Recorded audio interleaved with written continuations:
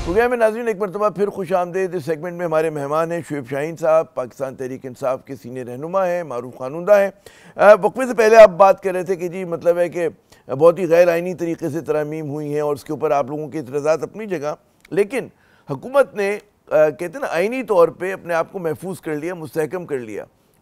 और अब जो है लगता है कि PTI के पास जो ऑप्शंस हैं, रास्ते जो हैं वो महदूद से महदूद तर हो गए। जी देखिए, ये बात तो हो ही नहीं सकती कि इस निज़ाम को कोई भी शख्स कबूल करे, हाँ वो अदलिया हो, हाँ वो सुप्रीम कोर्ट हो या कोई हाई कोर्ट हो। और दूसरी बात, अवाम इनसे शदीद नफरत करती है।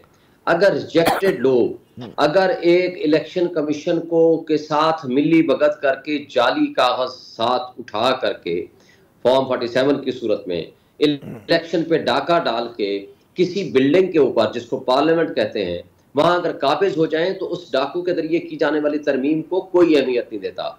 जिस चीज जैसे देखें जमहूरियत की साख होती है उसकी अखलाकियात, नहीं अगर ये अखलाकी तौर पर मुझे अर्ज करने दें कि मतलब है ये आप लोगों का मौक़िफ़ है, लेकिन हुकूमत मतलब है हैविंग इट्स वे, और वो जो करना चाह रहे हैं कर रहे हैं। और मतलब है वो चाहते हैं कि इलेक्शन ना हो, नहीं होता। वो जब चाहते हैं इलेक्शन वो हो जाता है। वो जिस तरह की तरमीम करना चाहते हैं कर लेते हैं। तो वो जो मेरा सवाल था कि आप लोगों के, ठीक है आप कहते हैं पार्लियामेंट नामुकम्मल है, बिल्कुल है, और उन्होंने बड़ा आइन की रूह के मुनाफी कानून साजी की, लेकिन हकीकत हो गई है और अब PTI के पास नज़र ही आ रहा है कि रास्ते महदूद हो रहे हैं। जी नहीं, रास्ते महदूद इसलिए नहीं हो सकते कि ये करप्ट सिस्टम ज्यादा देर के लिए चल नहीं सकता।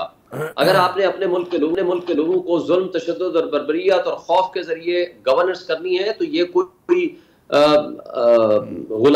गुलाम तो नहीं है ना। 2.5 साल तो हो गए शेख साहब, 2.5 साल तो हो गए। अच्छा मुझे जी देखें, ये एक करप्ट सिस्टम को ज्यादा देर के लिए चलाना मुमकिन ही नहीं होता। मैं ये अर्ज कर रहा था शुएब शाहीन साहब, आखिरी सवाल जो बड़ा अहम भी है, हम देख रहे हैं कि PTI का जो हिमायत याफ्ता उम्मीदवार है वो सुप्रीम कोर्ट बार के इंतखाबात में हार गए। वो तो क्या इससे हम लोग ये समझें कि ये जो तासुर दिया जा रहा है PTI की तरफ से कि जी वकला बरादरी जो है वो इन आइनी तरमीम को तस्लीम करने के लिए तैयार नहीं है और निकलेंगे, तहरीक चलाएंगे, उससे तो वहाँ पर वकला के अंदर आपकी पोजीशन जो है शाहीन साहब कुछ कमज़ोर होती हुई नज़र आ रही है। जी देखें, ऐसी कोई बात नहीं है। सुप्रीम कोर्ट के इलेक्शंस की वो प्रोफेशनल बॉडीज के इलेक्शंस होते हैं, वो PTI का कैंडिडेट नहीं था, गो कि हमने सपोर्ट जरूर किया था। लेकिन अगर इस फार्मूले को रखा जाए तो जो सेक्रेटरी जनरल है जिसको हमने सपोर्ट किया वो 500 वोटों के लीड से जीता है, तो क्या फिर इसका मतलब है वो लोग हार गए हैं? और जिस अंदाज से उस शख्स को हराया गया, 26 वोट जो प्रेजाइडिंग ऑफिसर था लाहौर में उसकी कुर्सी के नीचे से निकलते हैं, 76 वोट किसी और जगह से निकलते हैं।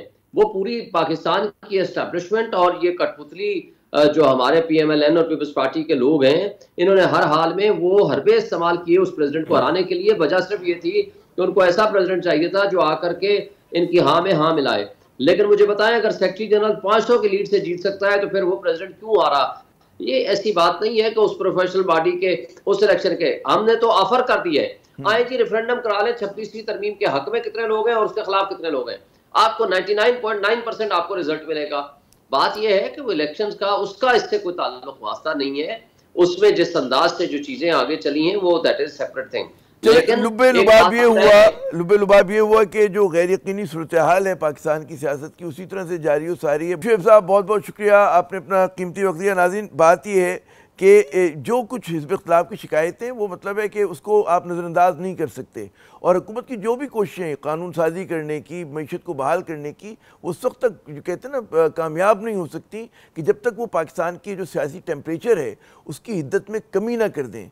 जब तक इस मुल्क में महाज़ाराई जारी रहेगी, जब तक ये तासुर रहेगा कि इस मुल्क में सियासी अदम इस्तेकाम है, उस वक्त तक ना आपकी मईशत पटरी पर आएगी और ना ये जो सियासत के लिए आप कहते हैं कि जिस इस्तेकाम के लिए कोशिशें कर रहे हैं वो जो है बारावर साबित होंगी।